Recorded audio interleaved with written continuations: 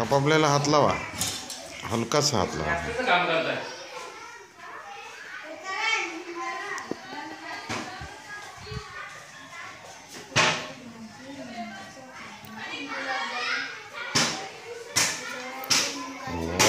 रोटी